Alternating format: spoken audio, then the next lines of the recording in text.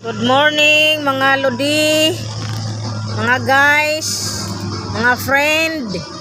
Ayan. Yan na yung takway ng abalong. Yan oh.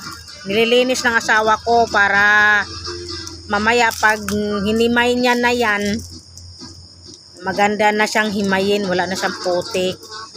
Yan, masarap na yan mamaya pag ginulay namin. Yan yung ulam namin. Ayan yung asawa ko, makulit. Ayan. Ayan yung asawa ko.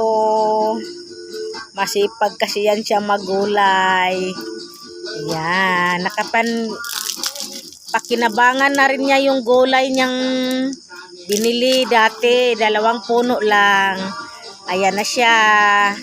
Ayan yung binili niya guys oh. Yan. 2 na to, nanganak na. Nagulay na namin yung takway niyan. Ayan oh. Sa gilid lang ng baha, sa barracks namin.